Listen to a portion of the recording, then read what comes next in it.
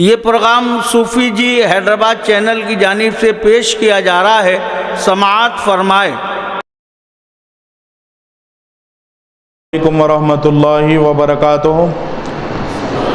الحمدللہ رب العالمین والعاقبۃ للمتقین، الصلاۃ والسلام علی سید الاشرف الانبیاء والمرسلین،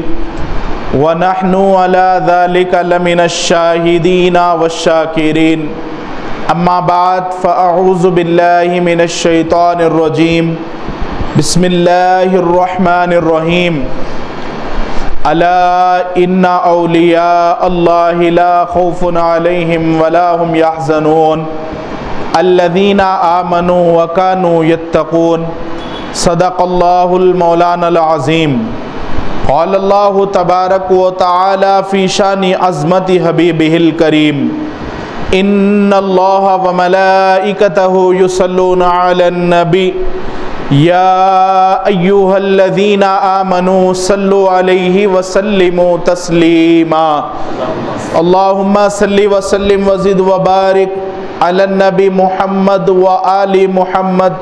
سید الرجال المفضل، یا بحر الکمال یا جمال یا محمد صلی اللہ علیہ وسلم۔ بگرداب بلا افتادہ کشتی، ضعیفان شکستہ رات و کشتی، بحق خواجہ عثمان ہارون، بحق خواجہ عثمان ہارون، مدد کن یا معین الدین چشتی، مدد کن یا معین الدین چشتی، مدد کن یا معین الدین چشتی، الہی تابود خورشید و ماہی، چراغ چشتیہ را روشنائی، محمد پر جو اترا ہے اسی قرآن کا صدقہ، محمد پر جو اترا ہے اسی قرآن کا صدقہ، غریب نواز عطا کر دو اپنے پیر و مرشد خواجہ عثمان کا صدقہ، عطا کر دو غریب نواز اپنے پیر و مرشد خواجہ عثمان کا صدقہ۔ معزز و مکرم و محترم سامعین کرام، رب تبارک و تعالیٰ کی بارگاہ میں اس کی حمد و ثنا کا نذرانہ اس کی خدمت میں عرض کر کے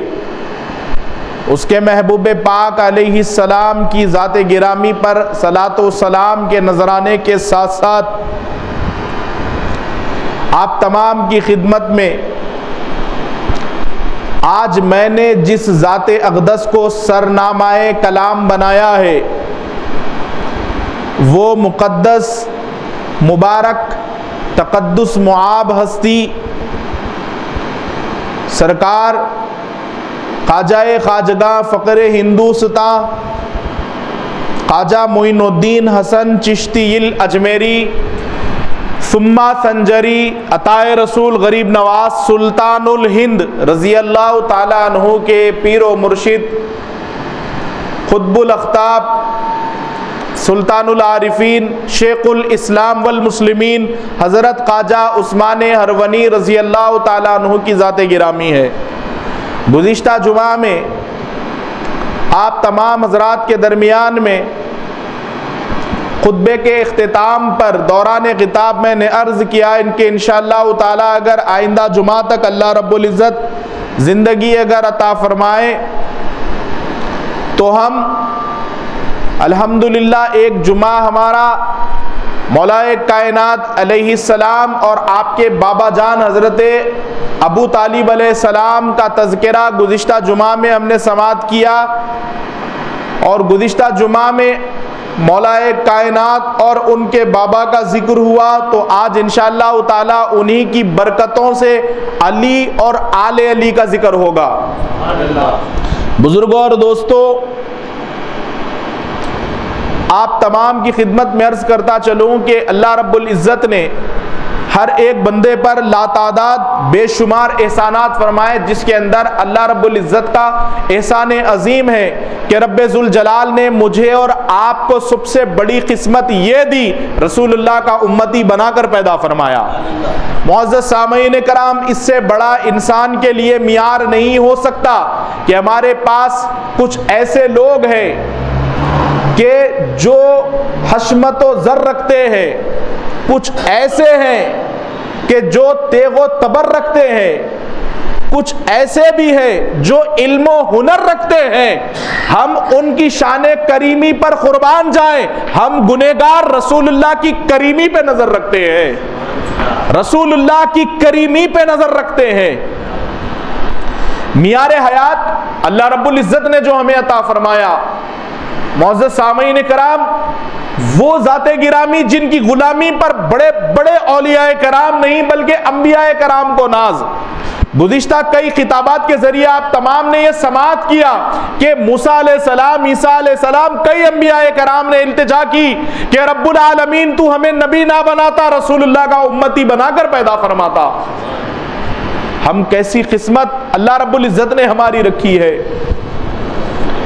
بہرکیف یہ ایک ایسا موضوع ہے کہ جس پر اگر میں آپ تمام کے درمیان میں خطاب بیان کرتا چلا جاؤں، وقت اور جمعے اور حیات سمٹ جائے گی، ختم ہو جائے گی۔ لیکن رسول اللہ کا امتی ہونا، اس کی اتنی بڑی فضیلت ہے کہ یہ کبھی اپنا موضوع تکمیل تک نہیں پہنچ سکتا۔ معزز سامعین کرام، حضرت خواجہ عثمان ہارونی رضی اللہ تبارک و تعالیٰ عنہ سلسلہ چشتیہ کے بہت بڑے عظیم المرتبت بزرگ ہے، اور ان کی سیرت طیبہ حضرت خواجہ عثمان ہارونی رضی اللہ تبارک و تعالیٰ عنہ آپ کی خدمت میں گوش گزار کرنے سے قبل، جب تک کہ میں آپ کے حیات طیبہ کے گزرے ہوئے واقعات آپ کی سماعتوں کے حوالے کروں، اس سے پہلے جاننا ضروری ہے کہ معیار ولایت کیا ہے۔ جو اللہ رب العزت کا دوست ہے، جو اللہ رب العزت کی محبت میں اپنے آپ کو رکھ کر پوری زندگی گزارتا ہے، آج کا معیار ولایت لوگوں نے کیا سمجھ رکھا ہے؟ جیسے معزز سامعین کرام، ایک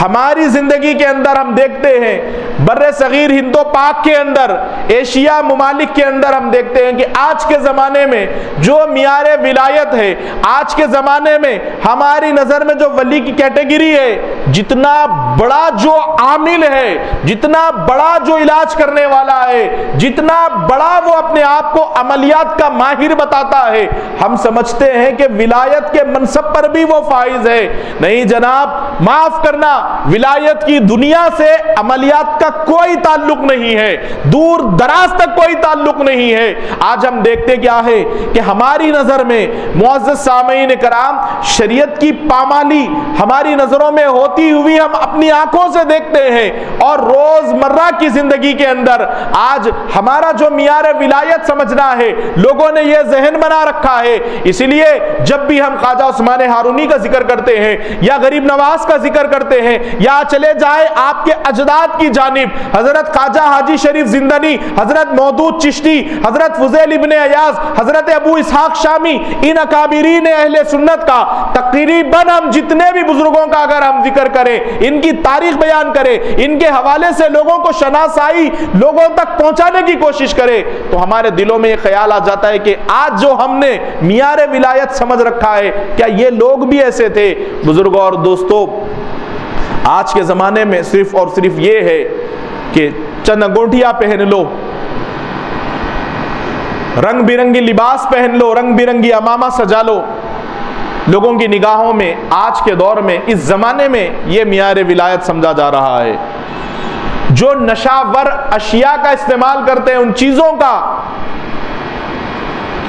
ان کو لوگ سمجھتے ہیں کہ یہ کیفیت میں ہے، یہ حالات میں ہے، یہ معیار ولایت ہے۔ کسی نے ہاتھ کھا لیے، اپنا فضا میں ہاتھ بلند کیا اور کچھ لا کے دے دیا، شوپتا بازیوں کو ہم نے ولایت سمجھ رکھا ہے۔ بزرگوں اور دوستو، ہم جن ہستیوں کا ذکر کر رہے ہیں ان سے کروڑوں میل دور دور تک آج کی جو عملیات کی دنیا ہے اس سے اولیاء کرام کا تعلق نہ تھا، نہ ہے، نہ رہے گا۔ بزرگوں اور دوستو، جو ولیوں سے صادر ہونے والی کرامت، ان لوگوں نے، اولیاء اللہ نے اس کو کن زمرے میں رکھا ہے؟ مرد کامل جو اللہ والا ہے، جو واقعی اللہ کا دوست ہے، جو اللہ والوں کا تذکرہ کرنے والا ہے، جو اللہ رب العزت کی بارگاہ میں مقبول بارگاہ ہے، اس کی شناخت، اس کی پہچان، اس کا معاملہ یہ ہے کہ وہ بندہ جس کو اللہ رب العزت کی ذات گرامی مل گئی، جس نے راضی کر لیا اپنی حیات کے اندر، اور بزرگوں اور دوستو جب ہم ان سے پوچھتے ہیں کہ جناب آپ کی نظر میں معیار ولایت کیا ہے، تو کئی محققین نے اس پر تحقیق کی اللہ والوں کی زندگی سے، تو انہیں یہ پتا چلا کہ جس کو اللہ رب العزت اپنی ولایت کا تحفہ دے دیتا ہے، جس کو اللہ پاک اپنی ولایت کا انعام عطا فرما دیتا ہے، ان کی زندگی میں ان کے حالات اور ان کا حال تو یہ ہے بزرگوں اور دوستو کہ وہ اپنی جس راہ پر چلتا ہے، اس کی راہ چلتے وقت اس کی نالین سے، اس کی چپل سے جو گرد و غبار ٹچ ہوتی ہے، جو اس کی نالین سے مس ہوتی ہے گرد اور غبار، یہ اس سے کمتر درجہ رکھتا ہے جو اس سے کرامتیں صادر ہوتی ہے۔ بزرگوں اور دوستو، آج اسے بڑا کمال اور اعجاز سمجھا جا رہا ہے، ہرگز بزرگان عظام کی بارگاہ میں یہ معیار ولایت نہیں۔ ایک اللہ کے ولی کے دور میں، ایک زمانے میں، آج کے زمانے میں جیسے ہے، حضرت امام عبد الوہاب شارانی رحمۃ اللہ تعالیٰ علیہ کے دور میں انہوں نے اپنی کتاب میں یہ بات کو تصنیف فرمائی اور یہ واقعہ لکھا کہ کچھ لوگ تھے تنگ نظر مزاج جو اولیاء اللہ پر گفتگو کر رہے تھے، ان پر بات کر رہے تھے، طنزیہ جملے کہہ رہے تھے، برا بھلا بتا رہے تھے۔ معزز سامعین کرام، ایک عام بندہ جس کو صحبت نصیب تھی اللہ والوں کی، جن کو اللہ رب العزت کے دوستوں کے درمیان میں اٹھنا بیٹھنا، خانقاہوں کی صحبت میسر تھی، وہ جناب پہنچے ان جماعت، ان گروہ کے پاس جہاں پر اولیاء پر طنز کیا جا رہا تھا، تنگ نظری کی باتیں کی جا رہی تھی۔ معزز سامعین کرام، ان کے گروہ کے قریب میں چند کتے بھوگ رہے تھے، تو انہوں نے پوچھا کہ یعنی ولی ایسے ہوتے ہیں، ولی ایسے ہوتے ہیں، ولی کا معاملہ ایسا ہے، ولی کے معاملات ایسے ہیں، وہ لوگ کے معاملات الگ ہوتے ہیں، ان کو اللہ کے علاوہ کیا ضروری ہے کسی کو ماننا، اس طریقے کی طنزیہ باتیں ہو رہی تھی۔ تو انہوں نے سننے کے بعد کہا کہ جناب یہ جو کتے بھوگ رہے ہیں یہ کیا کہہ رہے ہیں اپنی زبان میں؟ تو ان سارے کے سارے لوگوں نے کہا کہ یہ بھوگ رہے ہیں، یہ کیا کہہ رہے ہیں ہمیں کیا معلوم، یہ تو ایک جیسی آواز نکال رہے ہیں اور بھوگ رہے ہیں۔ تو پھر اسی وقت، اسی لمحے جن کو خانقاہوں کی صحبت نصیب اور میسر تھی، اس بندے نے کہا کہ اتنی رذیل قوم جس کو اللہ رب العزت نے ایک بھوگنے کے علاوہ اس کو جانور بنا کے پیدا کیا، جب رذیل قوم کیا بول رہی ہے، اس کی شناسائی، اس کے بارے میں اس کی بولی نہیں سمجھ سکتے، تو پھر تم بات کر رہے ہو ان کے دوست ہے، ان کی حد تک بات کر رہے ہو۔ تو بزرگوں اور دوستوں، جو اولیاء کرام اگزامپل دیتے تھے اپنی زندگی میں، مثالیں دے کے سمجھایا کرتے تھے، یہ تو ولی بھی نہیں، ولی کی صحبت میں بیٹھنے والا بندہ جواب دے رہا ہے کہ جب انسان، ایک عام انسان کتے کی بولی نہیں سمجھ سکتا، وہ ان کی بارگاہوں میں ان کے حوالے سے لب کشائی کر رہا ہے، وہ ان کے بارے میں جسارت کر رہا ہے کچھ کہنے کی کہ جو اللہ کے محبوب ہے، رسول اللہ کے بھی محبوب ہے۔ آپ یہاں پر معزز سامعین کرام بتائیں کہ خواجہ غریب نواز ہند الولی عطائے رسول رضی اللہ تعالیٰ عنہ کی ذات ہو یا کسی بھی ولی کی ذات ہو، اٹھا کر دیکھ لیں کہ ان کی جب سانس چلتی تھی معزز سامعین کرام، ان کی زندگی سے راضی ہونا، یہ تو اللہ رب العزت کو انہوں نے منا لیا، ان کی زندگی تو بہت اونچی شان رکھتی ہے، ان کی سانس جو چل رہی ہے اللہ رب العزت ان کی سانسوں سے بھی راضی ہے۔ اللہ والوں کا مرتبہ، اللہ والوں کا معیار، اللہ والوں کی شان یہ ہے کہ ان کی نظر میں معزز سامعین کرام موازنہ کر لے۔ آپ ایک واقعہ آپ کی خدمت میں عرض کروں، حضرت خواجہ عثمان ہارونی رضی اللہ تبارک و تعالی عنہ کا آپ کے درمیان میں پورے کے پورے مولویوں کو بادشاہ وقت نے جمع کر لیا اور کہا کہ تمہیں خواجہ عثمان ہارونی سے یاد رکھو مناظرہ کرنا ہے، اور مناظرے کا جو موضوع بحث ہوگا وہ محفل سما ہوگا، محفل سما کے اوپر تمہیں مناظرہ کرنا ہے اور عثمان ہارونی کو ہرانا ہے۔ علم کی آپ معیار دیکھیے، سرکار عثمان ہارونی کی شان دیکھیے، علمی کیا مرتبہ ہے۔ سرکار میر عبد الواحد بلگرامی رضی اللہ تعالیٰ عنہ، اور یہ ہستی ہے صاحب سبع سنابل شریف جنہوں نے تصنیف کی ہے۔ بزرگوں اور دوستو، آج سے لگ بھگ 450 سال پہلے کے یہ بزرگ ہیں میر عبد الواحد بلگرامی رضی اللہ تبارک و تعالیٰ عنہ۔ آپ نے اپنی کتاب میں ایک واقعہ بیان کیا حضرت خواجہ عثمان ہارونی رضی اللہ تعالیٰ عنہ کے حوالے سے، اور آپ اس کتاب کے بارے میں اگر جانیں گے حیرت میں پڑ جائیں گے۔ جب آپ نے یہ کتاب سبع سنابل شریف لکھی تو یہ کتاب لے کر آپ فوراً اس کو چھپوانے کے لیے یا اس کے اور نسخے تیار کرنے کے لیے آپ نے تلقین نہیں دلائی۔ جب آپ نے یہ نسخہ تیار کیا، سبع سنابل شریف جب لکھی حضرت میر عبد الواحد بلگرامی رحمت اللہ تعالی علیہ، تو یہ کتاب لے کر آپ نے مکے کا سفر کیا اور اس کے بعد مدینہ منورہ میں رسول اللہ صلی اللہ تعالی علیہ وآلہ وسلم کی بارگاہ میں پہنچے اور حضور علیہ السلام کی بارگاہ میں صلاۃ و سلام عرض کیا حضور کی خدمت میں، اور یہ کتاب لے کر حضور کے روضے کے سامنے چلے گئے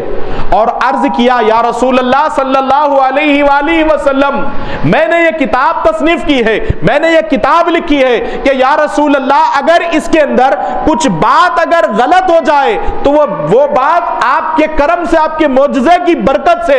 وہ اس کو مٹا دینا، مٹ جائے میری کتاب سے، وہ چیزیں ڈیلیٹ ہو جائے، اور جو اس کے اندر سچائی ہو، جو اس کے اندر اچھائی ہو، جو اس کے اندر صداقت ہو، اگر میں نے جو کتاب لکھی ہے، جو واقعات لکھے ہیں، جو چیزیں میں نے اپنی کتاب کے اندر دائر کی ہے، اگر یہ صداقت پر مبنی ہے تو یا رسول اللہ صلی اللہ علیہ وآلہ وسلم یہ رہ جائے کتاب، پھر میں اسے واپس لے جاؤں گا۔ بزرگوں اور دوستوں، یہ کتاب رسول اللہ کی خدمت میں حضور کی چوکھٹ پہ رکھ کر آپ وہاں سے رخصت ہو گئے۔ معزز سامعین کرام، جب آپ وہاں سے رخصت ہوئے یہ کتاب رکھنے کے بعد، چند گھنٹوں کے بعد پھر آپ نے آ کر وہ کتاب اٹھائی، جا رکھی ہوئی کتاب کو اٹھایا اور دیکھا، چیک کیا تو چند چیزیں اس کے اندر سے کرشمائی طور پہ حضور کے معجزاتی برکت سے، حضور کے معجزے کے صدقے میں وہ چیزیں جو کتاب کے اندر درست نہ تھی وہ چیزیں مٹ گئی، اور جو چیزیں باقی تھی تو یہ کتاب کے حوالے سے کہا جاتا ہے کہ یہ مقبول بارگاہ رسالت ہے، کتاب رسول اللہ کی بارگاہ میں قبول ہوئی وہ کتاب ہے یہ۔ اس کے اندر آپ نے ایک واقعہ تحریر فرمایا کہ سرکار خواجہ عثمان ہارونی رضی اللہ تبارک و تعالیٰ مرشد غریب نواز کے حوالے سے محفل سما پر مناظرہ ہوگا، یہ سننا جائز نہیں ہے، اس کے اوپر قوالی کے حوالے سے بس ان کو مناظرہ ہروانا ہے۔ بادشاہ وقت نے پورے مولویوں کو اکٹھا کیا، جمع کیا اور مناظرے کے حوالے سے کہا کہ اچھی تیاری کرو، چاہے جو ہوتا ہے کچھ ہو جائے، عثمان ہارونی آج مناظرہ جیتنا نہیں چاہیے۔ ان کو محفل سما کے حوالے سے قرآن سے حدیث سے وہ دلائل دو کہ یہ قوالی سننا بند کر دیں، پھر میں جتنے یہاں کے میرے پاس قوال ہے سارے کے سارے شہر کے قوالوں کو پھانسی چڑھا دوں گا، موت کے ہتھے چڑھا دوں گا، اور عثمان ہارونی رضی اللہ تعالیٰ عنہ کو پھر میں جب سوال کروں گا ان کی ذلت اور رسوائی ان کا مقدر ہوگی معاذ اللہ۔ یہ سوچ کر اس منصوبے کے ساتھ خواجہ عثمان ہارونی رضی اللہ تبارک و تعالیٰ عنہ بھی وہاں پر آپ کو معلوم ہو گیا تھا، پتہ چل گیا تھا کہ آپ کے متعلق محفل سما کے حوالے سے یہ باتیں آپ کے غیبانے میں ہو رہی ہے، آپ کے پیٹھ پیچھے آپ کے پسے پردہ لوگ جا کر برائیاں کر کے اکٹھا جمع ہو گئے۔ معزز سامعین کرام، حضرت خواجہ عثمان ہارونی رضی اللہ تعالیٰ عنہ آپ کے سینے میں حضرت حاجی شریف زندنی رضی اللہ تبارک و تعالیٰ عنہ کی محبت، آپ کے پیر کی رہبری، اللہ کے رسول کا ساتھ ہے۔ آپ اس جگہ پر تشریف لائے جہاں یہ مناظرہ ہونا ہے، آپ نے دیکھا کہ ہزاروں کی تعداد میں مجمع ہے آپ کے مقابلے کے لیے، آپ کو دلائل پیش کرنے کے لیے۔ بادشاہ وقت بھی ایک خصوصی منصب پر بیٹھا ہوا ہے اور وہ یہ دیکھنا چاہتا ہے کہ آج خواجہ عثمان ہارونی رضی اللہ تبارک و تعالیٰ عنہ کی رسوائی ہوگی، آج یہ پریشان رہ جائیں گے، آج یہ اپنے عمل کو محفل سما کو ثابت نہیں کر سکیں گے، کیونکہ معزز سامعین کرام آپ کی زندگی کے اندر بھی اتنا ستایا گیا محفل سما کے حوالے سے، جیسے خواجہ نظام الدین اولیاء کو ستایا گیا، خواجہ قطب الدین بختیار کاکی کو ستایا گیا، قطب عالم خواجہ شیخ عبد القدوس گنگوہی کو ستایا گیا، سرکار خواجہ دکن بندہ نواز گیسو دراز بلند درواز کو ستایا گیا، پوچھا گیا طرح طرح کے معزز سامعین کرام ان کے اوپر محفل سما کے حوالے سے تاکہ یہ مشرب کو چھوڑ دے، محفل سما نہ سنے، اس وجہ سے طرح طرح کی اذیتیں پہنچائی گئی۔ معزز سامعین کرام، حضرت خواجہ نصیر الدین روشن چراغ دہلوی کو ستایا گیا، اس طریقے سے کئی اولیاء کرام کو یہ اذیت پہنچائی گئی حکومتوں کی جانب سے، سیاست دانوں کی جانب سے، اور جو لوگ اپنے آپ کو زیادہ پڑھا لکھا جانتے تھے، جو لوگ اپنے آپ کو زیادہ پڑھا لکھا سمجھتے تھے، جن کے پاس یہ دعوے رہتے تھے کہ ہم ساری مسلمانوں کو ہم ہی ہیں جو لیڈ کر رہے ہیں، ہمارے علاوہ کوئی اتنا جانتا نہیں ہے دین کے حوالے سے، اسلام کے حوالے سے، ایمان کے حوالے سے، شریعت کے حوالے سے۔ بزرگوں اور دوستو، اس طریقے کی کئی سازشیں کی گئی۔ المختصر خواجہ عثمان ہارونی رضی اللہ تعالیٰ عنہ کے زمانے میں بھی اس طریقے سے آپ کو ستایا گیا۔ جب بھی آپ کے پاس سما ہوتی، قوالی کی مجلس ہوتی، تو لوگوں کو یہ کہا جاتا کہ ان کی مجلس میں نہ جاؤ، ان کی محفل سے دور رہا کرو، یہ سننا جائز نہیں ہے۔ آپ نے صبر کیا، لیکن جب بادشاہ وقت بالمشافہ آپ سے کہنے لگا کہ خواجہ عثمان ہارونی سے کہ اے عثمان ہارون تم سما سننا چھوڑ دو، آپ نے کہا کہ جسم سے روح نکلنا ہے نکل سکتی ہے، ہم چشت اہل بہشت محفل سما کا مشرب نہیں چھوڑ سکتے، ہمارے پاس ہمارے مشرب میں محفل سما ہے، ہم یہ چھوڑ نہیں سکتے۔ الغرض جب مناظرے کا معاملہ آیا، معزز سامعین کرام، حضرت عثمان ہارونی رضی اللہ تعالیٰ عنہ تشریف لائے۔ آپ کی اللہ رب العزت نے کیسے لاج رکھی، کوئی ساتھ دینے والا نہیں ہے۔ آپ نے بس اپنی نگاہ کرم اٹھا کر سارے جتنے مولوی تھے، جب ان پر اپنی ایک نگاہ ڈالی تو ان کو نہ الف پڑھنا آ رہا تھا نہ با پڑھنا آ رہا تھا، حرف تہجی تک نہیں آ رہا تھا۔ اسی لیے اللہ والوں نے کہا نگاہ ولی میں وہ تاثیر دیکھی، بدلتی کروڑوں کی تقدیر دیکھی۔ اللہ والے کی جب نگاہ اٹھتی ہے، سارے کے سارے پورے سکوت کے عالم میں بیٹھ گئے، خاموش رہ گئے، کچھ جواب دینے کی ہمت طاقت نہیں رہی، کچھ جواب دینا نہیں آ رہا ہے۔ حضرت خواجہ عثمان ہارونی رضی اللہ تعالیٰ عنہ نے دلائل پوچھے اور کہا سب سے کہ بتاؤ تم کہہ رہے تھے کہ محفل سما حرام ہے، سب نے ایک زباں ہو کر ایک جا ہو کر کہا کہ ہم جو کہہ رہے تھے وہ غلط کہہ رہے تھے، عثمان ہارون تم بھی حق پر ہو، تمہارا مشرب بھی حق پر ہے، اور ہم آپ سے کیا مناظرہ کریں گے، یا جتنے ہم مناظرے کے لیے آئے ہیں ہم آپ کی اتباع کرنے کے لیے تیار ہیں۔ سرکار خواجہ عثمان ہارونی رضی اللہ تعالیٰ عنہ کے قدموں پہ گر کر تمام کے تمام مولویوں نے معافی طلب کی، پھر آپ نے اپنی نگاہ لطف سے، نگاہ کرم سے، اپنی نگاہ عنایت سے وہاں جتنے بیٹھے ہوئے تھے سب کو ولایت کا جام عطا فرما دیا۔ حضرت خواجہ عثمان ہارونی رضی اللہ تبارک و تعالیٰ، ہم کیا سمجھتے ہیں انگوٹیاں پہن لے 10، وہ بڑے جتنے زلف بڑے بڑے ہیں ہم ان کو دیکھ کر سمجھ رہے ہیں کہ یہ ولی ہے، ولایت نہیں۔ معزز سامعین کرام، خواہ وہ دیلان ہو یا میدان ہو، جب اللہ کا ولی چلا جاتا معزز سامعین کرام ماحول کون سا بھی ہو، جب خواجہ خواجگاہ ہند الولی عطائے رسول کی زندگی اٹھا کر دیکھیں، جب چلے بھی جاتے غیروں کے مجمع میں بھی غریب نواز کی موجودگی کے بعد وہ مجمع کلمہ طیبہ والا مجمع ہو جاتا، کیونکہ اللہ والوں کی شان یہ جس جگہ دنیا چلتی ہے وہاں نہیں جاتے، یہ وہاں لے جاتے ہیں دنیا کو، دنیا داروں کو بھی، یہ جہاں خود جاتے ہیں وہاں دنیا ان کے پیچھے پیچھے جایا کرتی ہے۔ اللہ والوں کے لیے اللہ رب العزت نے ان کی شان الگ سے بیان کی قرآن میں، جو میں نے خطبہ مسنونہ میں ذکر کیا کہ اللہ کے وہ جو دوست ہوتے ہیں وہ کسی چیز کی پرواہ نہیں۔ معزز سامعین کرام، پھر اس طریقے سے سبع سنابل شریف جو مقبول بارگاہ رسالت مآب صلی اللہ علیہ وآلہ وسلم ہے، آپ فرماتے ہیں اپنے ملفوظات میں، حضرت خواجہ عثمان ہارونی کے حوالے سے خواجہ غریب نواز فرماتے ہیں تحریر، بزرگوں اور دوستوں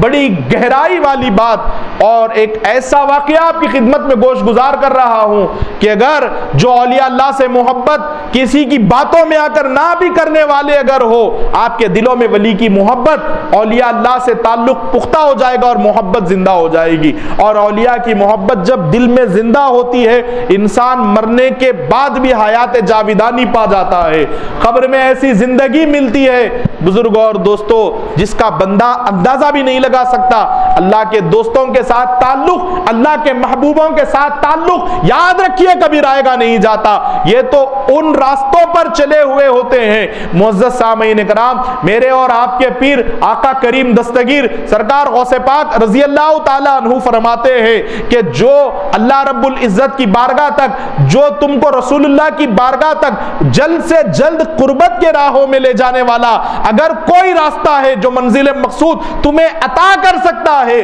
تو آپ فرماتے ہیں کہ دو کام کیا کرو، ایک کسی کا مذہب نہ دیکھو، بھوکے کو کھانا کھلاؤ اور بغیر اپنے مفاد کے لوگوں کی خدمت کرو۔ سرکار غوث پاک فرماتے ہیں شیخ عبد القادر گارنٹی دیتا ہے کہ وہ بندہ اللہ کی بارگاہ میں مقبول ہو جائے گا۔ اگر بے ایمان ہے معزز سامعین کرام، ماتھے پہ تلک لگا کر اگر یہ کوئی کام کرے گا اس کو دنیا میں اس کے عمل کا یہ ریوارڈ دیا جائے گا، اور اس کے ذہن میں بھلائی کی نیت ہے تو وہ جو 1 روپیہ اگر خرچ کر رہا ہے خدا کی مخلوق پر، کسی بھی مذہب کے ماننے والے پر، معزز سامعین کرام اللہ رب العزت اس کو 10 گنا زیادہ عطا فرما دے گا۔ لیکن اگر کوئی اس فرمان کو پیش نظر رکھ کر، غوث پاک کے اس فرمان کو مد نظر رکھ کر کام کرے گا، کسی مخلوق کی خدمت کرے گا، کسی کو کھانا کھلائے گا، کسی کی ضرورت پوری کرے گا، کسی کی شادی میں مدد کر دے گا، کسی کو عمرہ جاتے وقت اپنے طور پہ مدد کر دے گا، اور مدد کرنے کا انداز یہ ہوگا کہ میں اس کو کچھ دے کر گرا کر اپنی نظروں سے نہ دیکھوں، یہ عمل میرے اور میرے اللہ کے درمیان میں ہے، اور فرمان میرے جو پیش نظر ہے وہ سرکار شہنشاہ بغداد سلطان الاولیاء کی ذات گرامی ہے۔ بزرگوں اور دوستوں، خدا کا نہ ماننے والا بھی ہو، رسول اللہ کی رسالت کا اقرار نہ بھی کرنے والا ہو، کوئی پگڑی باندھ کر ماتھے پہ تلک لگا کر غوث پاک کے اس فرمان کو پیش نظر رکھ کر لوگوں کی خدمت کرے گا، بھوکوں کو کھانا کھلائے گا، ہوگا بے ایمان یہ عمل کے بعد جب موت آئے گی ایمان کی حالت میں مرے گا۔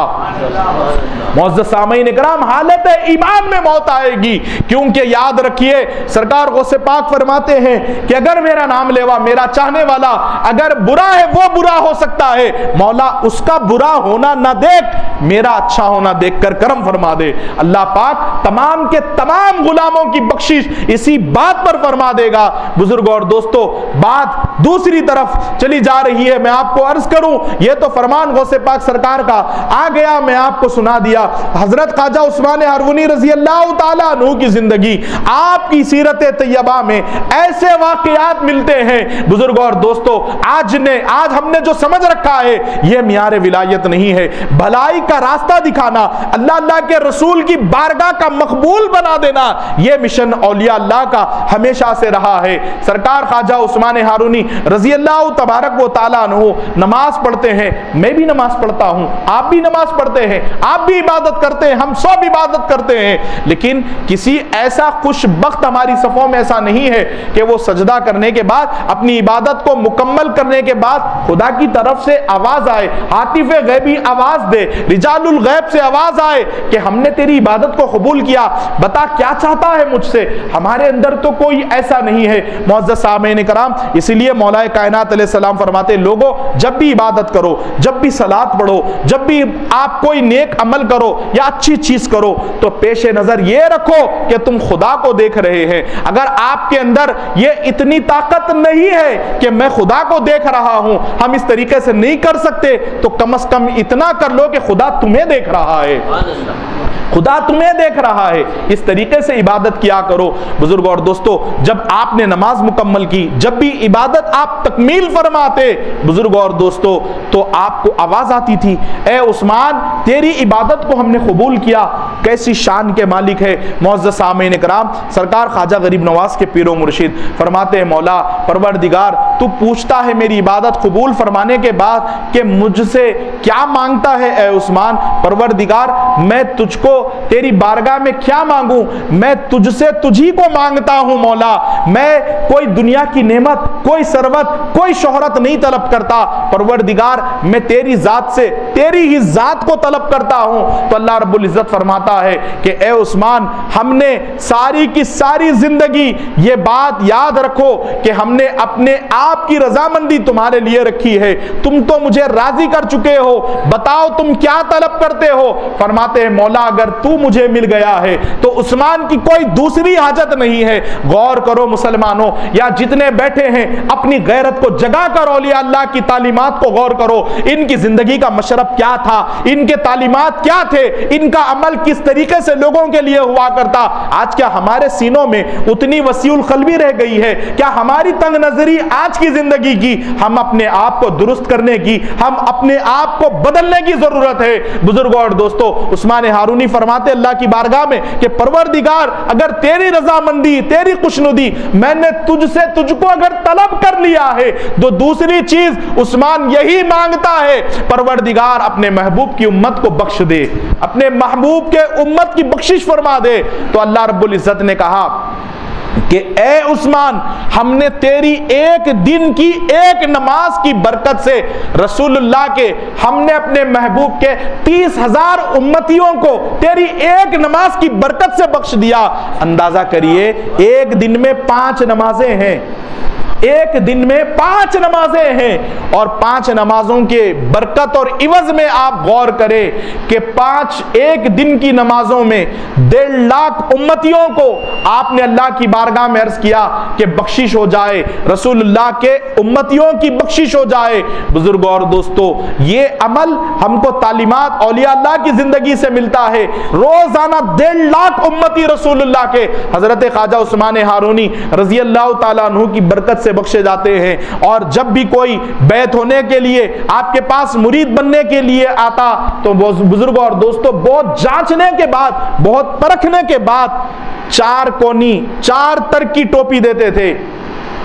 اولیاء اللہ مشرب میں اپنے چشت اہل بہشت میں 4 کونوں کی، آج ہم ٹوپی دیکھ کر یہ ایسی ٹوپی، یہ ویسی ٹوپی، جس کو بزرگوں اور دوستوں اہل نسبت حضرات کے لیے عرض کر رہا ہوں جو کسی سے مرید ہے، ان سے خطاب نہیں کر رہا ہوں کہ جس کو کسی کا دامن ملا ہوا نہیں ہے، جن کو دامن ملنے کے بعد اپنے پیر کی قدر جنہوں نے سمجھی ہے، وہ اہل نسبت، اہل محبت مریدین کی سماعتوں کے گوش گزار کر رہا ہوں۔ نصیب ہے کہ جس کو اللہ رب العزت نے اپنے محبوبوں کا دامن عطا کر دیا، ان کے سلسلوں سے وابستگی رکھی۔ جو ہم معزز سامعین کرام سلسلے کی ٹوپی میں لوگ بولتے ہیں یہ کلر کی کیوں، یہ کلر کی کیوں، یہ کلر کی کیوں، یہ کلر بولنے والا انسان آج کے زمانے میں ہے، یہ تو 900 سال پرانی رسم ہے۔ اور اس کو اولاً معزز سامعین کرام عرض کروں کہ حضرت جبریل علیہ السلام حضور صلی اللہ تعالی علیہ وآلہ وسلم کی بارگاہ میں لا کر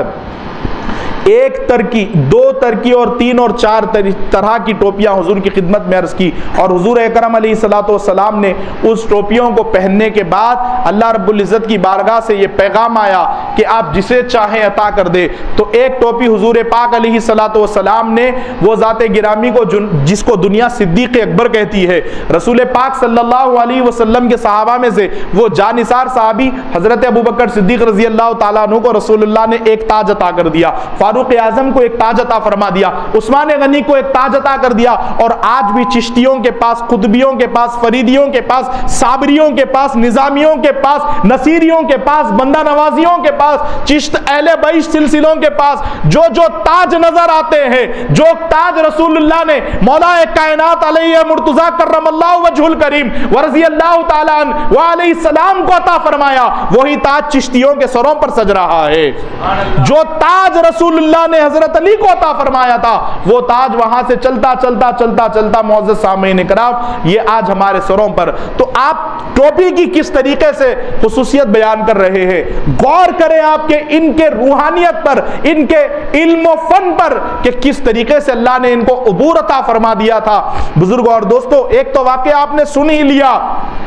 کہ جو مناظرہ کرنے آئے تھے ان کا کیا حال ہو کے رہ گیا۔ اب تاج کے حوالے سے آپ فرماتے ہیں جس کو بھی یہ تاج عطا فرماتے حضرت خواجہ عثمان ہارونی رضی اللہ تعالیٰ عنہ، فارسی میں یہ تاج کو کہتے ہیں کلہ، کلہ شریف، تو یہ چار کونے والا، تو جس کو بھی تاج عطا فرماتے ان سے کہتے کہ پہلا اس کے حوالے سے تمہارے لیے یہ پابندی ضروری ہے کہ ترک دنیا، جب یہ تاج پہنو تو دنیا کو ترک کر دو۔ اس کا مطلب یہ نہیں کہ کسی غار میں چلے جاؤ، کہیں جا کے اپنے آپ کو کسی گھر میں قید کر لو، یا گھر دار چھوڑ کر جنگل میں چلے جاؤ، نہیں، دنیا میں رہو، سب کے درمیان میں، مخلوق میں رہ کر اپنے آپ کو خالق کے لیے الگ کر لو، یہ ترک دنیا ہے۔ اور کہتے ہیں پہلا اس کا جملہ ہے تاج کا، ٹوپی کا، یہ گروپ بندی کے لیے، یہ اپنی میجورٹی بتانے کے لیے نہیں ہے۔ جو آج سروں پہ صابریوں کے تاج نظر آتا ہے، کسی کے پاس لال ٹوپی، کسی کے پاس ہری ٹوپی، کسی کے پاس پیلی ٹوپی، معزز سامعین کرام یہ ہماری میجورٹی بتانے کے لیے نہیں ہے۔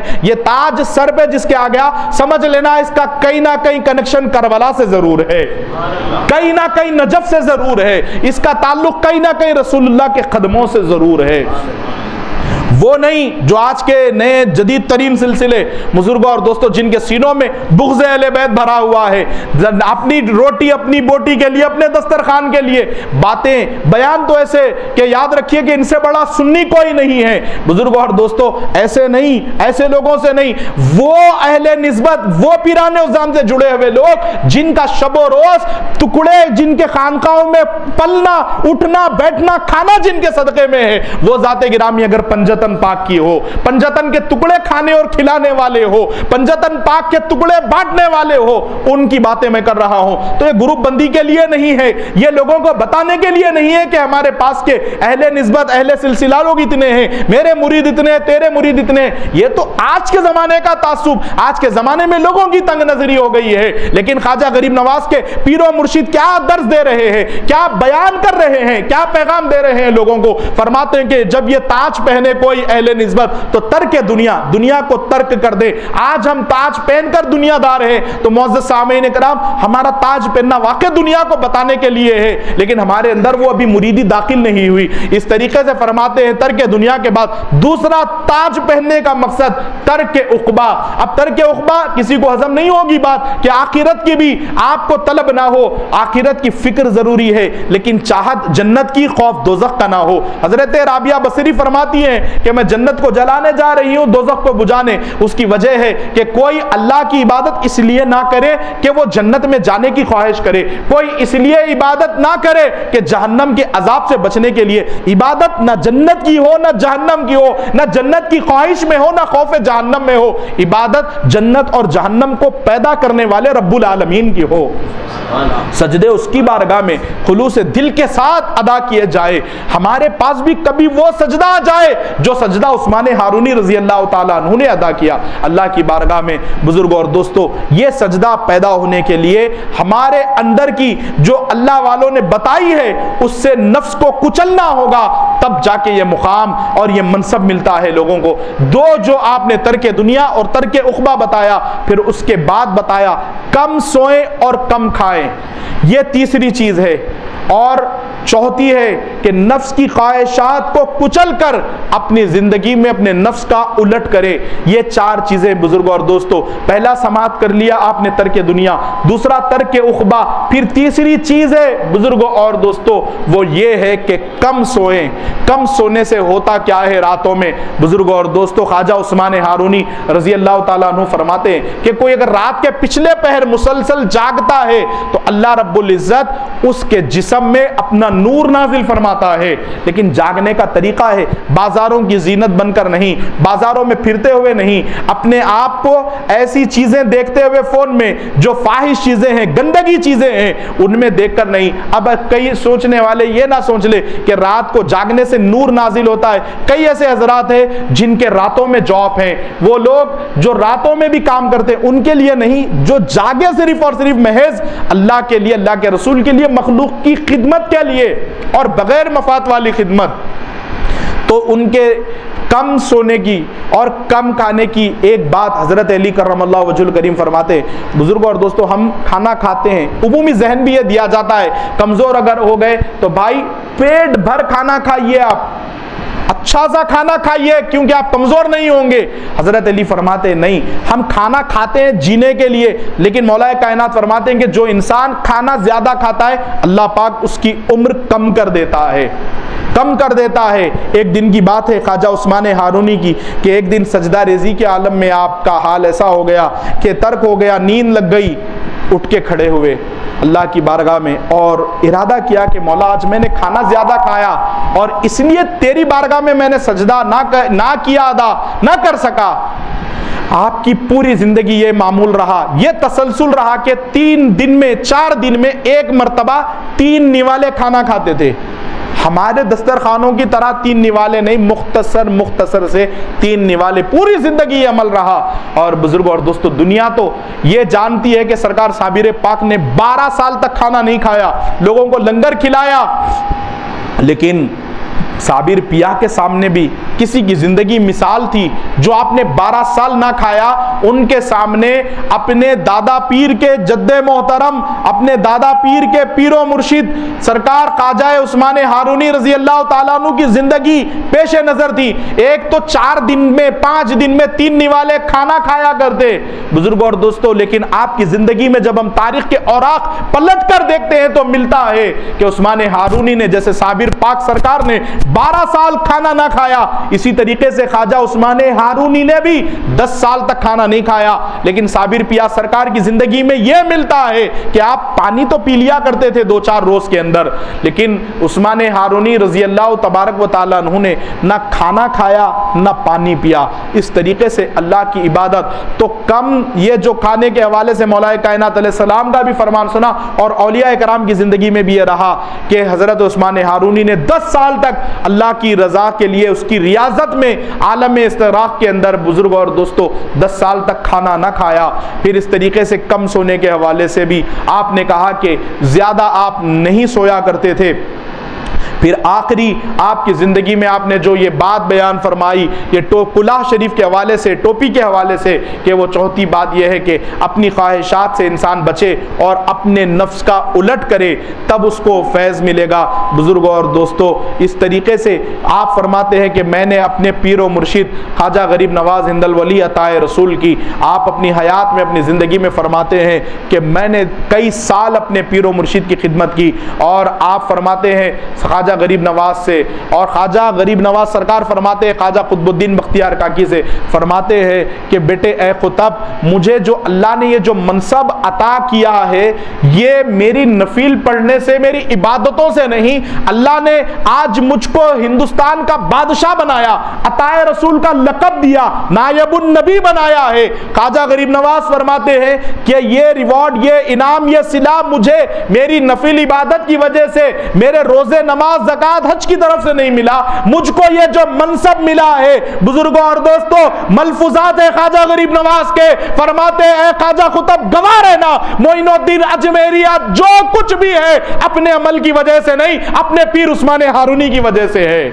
آج ہمارا جذبہ، ہماری زندگی خدمت میں دور دور تک گزارنے کی نہیں ہے۔ نہ بچہ آج کے زمانے کا نوجوان یا بچہ ہو یا بڑا ہو، نہ ماں باپ کی خدمت کرنے کے لیے تیار ہے، نہ اساتذہ کا احترام کرنے کے لیے تیار ہے، نہ پیر کی خدمت کے لیے تیار ہے۔ بتائیے کامیابی کہاں ملے گی جب تک خدمت نہ کرے؟ حضرت عبداللہ ابن مسعود رضی اللہ تبارک و تعالیٰ عنہ سے روایت ہے، آپ فرماتے ہیں کہ جب بھی رسول کائنات صلی اللہ تعالیٰ علیہ وآلہ وسلم تشریف لے جاتے، حضور علیہ السلام کے پیچھے پیچھے میں بھی چلتا، اور رسول اللہ صلی اللہ علیہ وسلم جہاں بھی نالین مبارک اتار کر رکھتے تو نالین حضور کی میں اٹھا لیتا، اٹھانے کے بعد اپنی آستین میں رکھ لیتا اور حضور کی نالین کو میں اپنے سینے سے لگا لیتا۔ بزرگوں اور دوستو، یہ ہاتھ چومنا کہاں ہے؟ ولیوں کے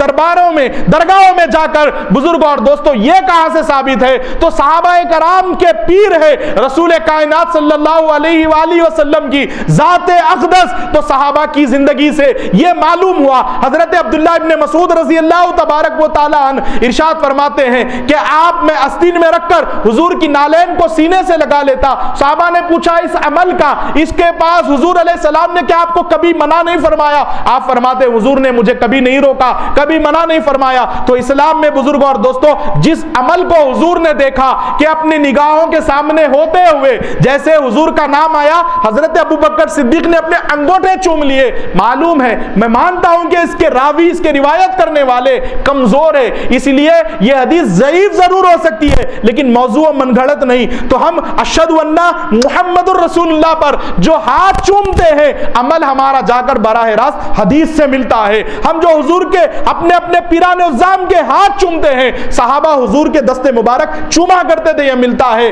کوئی اگر دیکھ کر تنگ نظری سے دیکھا جاتا ہے کہ کیا یہ ان کی چپل سیدھی کر رہا ہے، بزرگوں اور دوستوں، خود غریب نواز یہ درس دے رہے ہیں کہ جب تک مجھے منزل نہیں ملی، جب تک میں اپنے پیر و مرشد عثمان ہارونی کا 20 سال تک بستر اٹھائے نہ پھرا، جب تک ان کی نالین نہیں اٹھائی، اتنا بڑا مرتبہ مجھے نہیں ملا۔ کون فرما رہا ہے؟ جس کو دنیا غریب نواز کہتی ہے،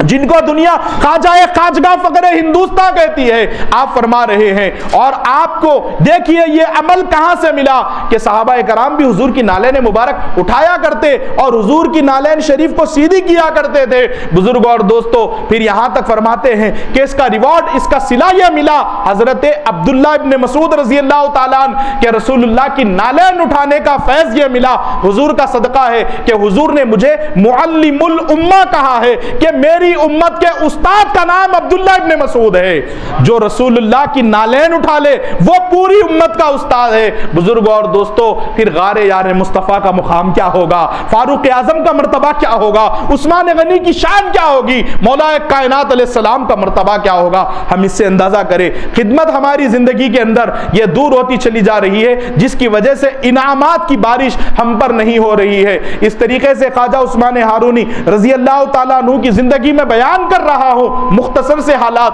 ہمارے لیے تو اتنا کافی ہے کہ کوئی اتنا کہہ دے کہ جن کے قدم دم قدم سے 90 لاکھ سینے ایمان سے روشن ہوئے، جن کو کلمے کی دولت عطا کر دی، ان کے پیر و مرشد کا نام عثمان ہارون ہے۔ آپ کی سیرت، آپ کی زندگی کے لیے تو اتنا کافی ہے، بے شمار اور آپ کے واقعات ہے، بس ایک واقعہ کہہ کے اپنی بات کو تکمیل کر دوں گا۔ بزرگوں اور دوستوں، پھر اس طریقے سے تعلیمات بھی آپ نے کئی طریقے سے لوگوں کو عطا کی، اور خصوصی سورہ فاتحہ، یہ تو چشتیوں کا، معزز سامعین کرام، ابتدائی سے تبرکاً بزرگوں کا، اولیاء اللہ کا یہی رہا کہ کسی کو جو بھی آتا وہ سورہ فاتحہ کی تعلیم و تربیت اور اس کی اجازت عطا کر دیتے۔ ایک دن فرماتے ہیں خواجہ عثمان ہارونی رضی اللہ تبارک و تعالیٰ، ایک شخص آیا میرے پاس، آ کر عرض کرنے لگا، حضور میرا بچہ گھر سے غائب ہے، ایک زمانہ گزر گیا ہے، عرصہ دراز سے میرا بیٹا میرے گھر میں موجود نہیں ہے، میں بڑا پریشان ہوں میرے بچے کو لے کر۔ آپ فرماتے ہیں کہ یہاں بیٹھ جاؤ، اور آپ نے فرمایا جتنے آپ کی مجلس میں لوگ ہیں آپ آنکھ بند کر لو۔ آپ نے بھی آنکھ بند کی اور مراقبہ کیا۔ مراقبہ یعنی اپنی آنکھ بند کر کے دل کی طرف متوجہ ہونا، اور اللہ والے جب آنکھ بند کر کے کچھ دیکھتے تو بزرگوں اور دوستوں پوری کائنات بلکہ لوح محفوظ ان کی نگاہوں کے سامنے آ جایا کرتا، اور دامن وقت میں اتنی گنجائش نہیں۔ غوث پاک سرکار کے ساتھ بھی ایک واقعہ ہوا ہے عثمان ہارونی کا، میں وہ بھی ضرور بیان کرتا، انشاءاللہ کبھی موقع ملے گا تو ہم اس پر بھی گفتگو اور اس پر بھی بات بات کریں گے۔ بہر کیف المختصر بزرگ اور دوستو، آپ نے مراقبہ کیا اور سب سے کہا کہ آنکھ بند کر لو اور کہا کہ اہل مجلس سے سورہ فاتحہ کی تلاوت کرو۔ الحمدللہ رب العالمین الرحمن الرحیم، پورا مکمل سورہ فاتحہ کی سب نے مل کے تلاوت کی، اور آپ نے آنکھ کھولنے کے بعد کہا کہ جاؤ جا کر تمہارے گھر میں دیکھ لو تمہارا بیٹا شاید پہنچ گیا ہے۔ وہ والد جب گھر کو روانہ ہوا اور گھر میں جا کر دیکھتا کیا ہے کہ اس کی آنکھ حیران رہ جاتی ہے۔ معزز سامعین کرام، وہ اپنی حیران بھری اور حیرت بھری نگاہوں سے دیکھ رہا ہے کہ میرا بچہ کئی وقت گزر گیا ہے جو میرے گھر میں موجود نہ تھا، میرا بچہ تو صحیح سلامت میرے گھر میں موجود ہے۔ بزرگ اور دوستو، وہ دیکھنے کے بعد معزز سامعین کرام، وہ اپنے بیٹے کو لے کر خواجہ عثمان ہارونی کی بارگاہ میں آیا۔ آنے کے بعد کہا کہ بیٹے تم کہاں تھے، کہاں گئے تھے، کہاں غائب ہو گئے تھے، تمہارے والد بہت پریشان تھے۔ تو لڑکا کہتا ہے حضور مجھے کچھ یہاں کی شیطانیت، کچھ ملامتیں، جنات سرکش اٹھا کر لے کر چلے گئے تھے اور میں ان کی گرفت میں تھا، اور سمندروں کے بیچ میں ایک مختصر سا جزیرہ تھا، وہاں لے جا کر انہوں نے قید کیا، اور ان کا جگہوں کو جانا بدعت ہے، بزرگان نظام کی نیاز کرنا غلط ہے، اولیاء اللہ سے نسبت رکھنا غلط ہے، اللہ کے علاوہ کسی سے مانگنا جائز نہیں ہے۔ اس طریقے کا جو ذہن دے کر لوگوں کو جس طریقے سے بولے بھالے مسلمانوں کو گمراہ کرتے ہیں، لے جا کر ہم دین سکھائیں گے، نماز سکھائیں گے۔ ان کے مولانا شیخ زکریا کاندھلوی، جنہوں نے تبلیغی نصاب لکھا ہے اور فضائل اعمال کتاب لکھی ہے اور کئی کتابیں، تو انہوں نے ایک کتاب لکھی تاریخ مشائخ چشت، یعنی مشائخ چشتیت کی تاریخ۔ تو اس میں ایک واقعہ لکھے جناب مولانا زکریا کاندھلوی کہ عثمان ہارونی رضی اللہ تعالیٰ عنہ کے زمانے میں ایک مرید کا انتقال ہوا، اور مرید کی قبر میں عذاب کے فرشتے آئے۔ عذاب کے جیسے ہی فرشتے آئے تو مرید تکلیف میں مبتلا ہے، ادھر مرشد کو خبر ہو گئی، اور کہتے ہیں کہ عذاب کے فرشتے آنے کے بعد مرقد میں قبر کے اندر حضرت عثمان ہارونی آ گئے اور کہا کہ مولا اس گنہگار کا، یہ گنہگار بھی اگر ہے، تعلق میرے سے ہے، یہ میرا مرید ہے۔ یہ وہ لوگ کہہ رہے ہیں جو مر کے مٹی میں مل گئے معاذ اللہ، جنہوں نے اولیاء کے حوالے سے، انبیاء کے حوالے سے لکھ رکھا ہے، یہ ان کی کتاب کا واقعہ ہے۔ وہ کہتے ہیں کہ جب عثمان ہارونی آئے تو فرشتے آپ پہلے یہ بتائیے، پہلے تو پیری مریدی جن کے پاس جائز ہی نہیں، وہ یہ لکھ رہے ہیں اپنی کتاب میں عثمان ہارونی کے مرید۔ تو پتا چلا کہ مانتے وہ بھی ہے، مانتے ہم بھی ہے، لیکن فرق یہ ہے وہ بیچارے مجبور ہو کے مانتے ہیں، ہم مسرور ہو کے مانتے ہیں۔ ان کو تکلیفوں کی وجہ سے ماننا پڑتا ہے، ہم خوش ہو کر مانتے ہیں۔ وہ بچی کے آنکھ پہ شیطان یا جن آئے تو یا غوث پاک پکارتے ہیں، ہم کچھ حالات اچھے رہو تب بھی یا غوث پاک پکارتے ہیں، کچھ آزمائش آئے تب بھی یا غوث پاک پکارتے ہیں۔ اسی لیے پھر دعوے کے ساتھ کہتے بھی ہیں جب پکارا آپ کو مشکل میری آسان ہوئی، جب پکارا آپ کو مشکل میری آسان ہوئی، ذات تو دور کی بات، صدقے جائیں نام میں کیا ہے اثر یا غوث پاک، صدقے جائیں نام میں کیا ہے اثر یا غوث پاک۔ ہم تو مجبور ہو کر نہیں، ہم تو مسرور ہو کر جھوم جھوم کے مانتے ہیں، وہ بیچارے پریشانیوں میں گھوم گھوم کے مانتے ہیں۔ بزرگوں اور دوستو، اس طریقے سے عثمان ہارونی رضی اللہ تبارک و تعالیٰ عنہ اگر انتقال فرما گئے تھے تو ان کی کتابوں سے پتا چل رہا ہے کہ انتقال کے بعد بھی مرید کی خبر میں آتے ہیں، یا زندہ تھے تو یا مکے میں زندگی گزری یا ہرون میں زندگی گزری آپ کی، تو وہاں سے آتے ہیں۔ اب اپنے ہی سنجیدگی سے ایمان کو گواہ رکھ کر بتانا، ٹھنڈے دل سے سوچئے کہ مرید مشکل میں ہو، پیر کو خبر کس نے دی؟ کیسا ہوئی جب مرید کی مشکل پر پیر قبر کے اندر بھی آ کر بچا سکتا ہے، رہبری کر سکتا ہے، یہ ان کی کتابوں میں جہاں پر وسیلہ جائز نہیں ہے۔ آپ خود اندازہ کریے معزز سامعین کرام، جب مرید کی مشکل آ جائے اگر تو مرشد کو پتا چلتا ہے، اس کی تکلیف برداشت نہیں کرتا، تو پھر رسول اللہ صلی اللہ علیہ وسلم تکلیف میں ہمارے پاس کیوں نہیں آتے سکتے؟ کیوں ہمارے اوپر کرم فرما نہیں سکتے؟ ایک عثمان ہارونی اور ان کے مرید کا جب یہ عالم ہے تو پھر رسول اللہ بھی اپنے ہر امتی کو ایک ایک کو جانتے بھی ہیں آقا، پہچانتے بھی ہیں آقا۔ اور ہم بھی کہتے ہیں سنا ہے آپ ہر عاشق کے گھر تشریف لاتے ہیں، ہمارے گھر میں بھی ہو جائے چراغاں یا رسول اللہ۔ اور ہم یہ نہیں کہتے ہر ایک کے گھر میں آتے ہیں، ہم یہ ضرور کہتے ہیں جس کو چاہتے ہیں یا در پہ بلاتے ہیں یا اس کے گھر میں آتے ہیں۔